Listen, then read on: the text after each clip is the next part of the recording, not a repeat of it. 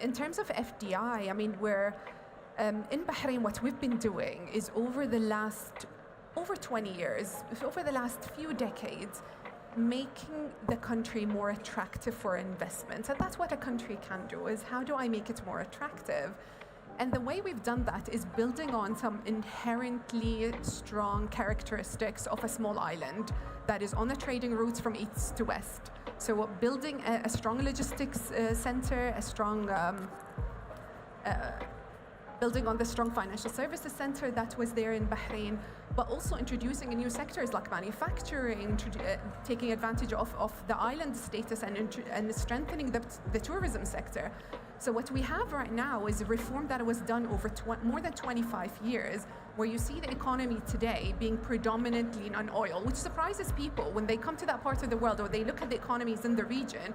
They think these are oil exporting countries, so their economy must be predominantly dependent on oil.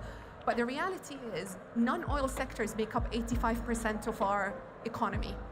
And that's been the case for many years. Financial services sector is the largest sector in our economy, followed by manufacturing, as per the latest couple of years, latest few quarters of that. So money is coming to a diversified economy. There is a lot of opportunities, and that's what the country can do. And money is coming because it's easy to do business, because of the returns. People are not doing each other a favor. They follow where the returns are. Look, it's an exciting time. What is the momentum that we're seeing in the region, around the world, to try and get investments to flow in?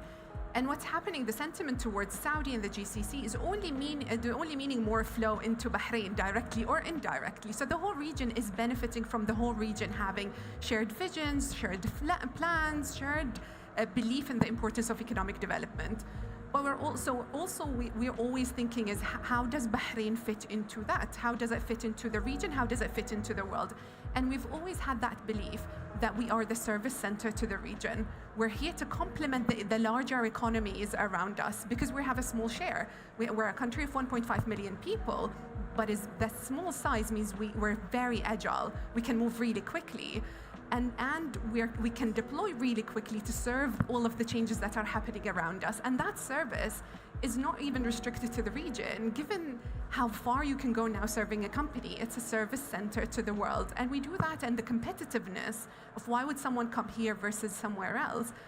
One is for sure the legal environment, and we talk about the regulation and the legal environment and the protection. So we're constantly, regardless of what a priority sector we have, and we have all of those priority sectors that we look after, it is what is the regulatory environment. So take financial services, for example. It's how can I be ahead? What are people looking for? In this day and age, there's wealth moving from one side of the world to another side of the world, and people are looking for trusted partners for their wealth. They're looking for privacy.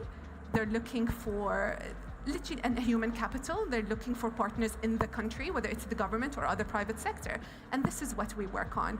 And also, a lot of financial institutions that were traditional and wholesale banks are now looking into crypto. Tell me more. I want to know about crypto. I want to know more about stablecoin. So given that for that sector, we have a single regulator being the Central Bank of Bahrain, we're able to move really quickly. We've issued the most comprehensive stablecoin regulation in the region just last month. The same goes for the other sectors. Another advantage is what we talked about, the human capital for us is absolutely important. For a small country, we differentiate ourselves by being ahead when it comes to education, upskilling, reskilling, and we have institutions dedicated to supporting any company that's set up in Bahrain. We subsidize salaries, we subsidize training, we pay for them to get training, and we have amazing examples. When AWS decided to set up its first hyperscale data center in the region, they chose the smallest country, because they don't need the size. What they needed is someone that will support them setting up a data center, availability of energy. But the second thing was, there were already people trained in AWS certification. The cost, just very briefly, the cost competitiveness is very important, not just when it comes to setting up the company, but what is the cost of me living there, moving my human capital? Can I actually move my people? Can I hire people locally? And then for us, it's very important what we call the Team Bahrain spirit. It's when I'm there, do I have access to the government? Is the government listening to me? Is the private sector available to be partners with me? And that's what I think differentiates Bahrain.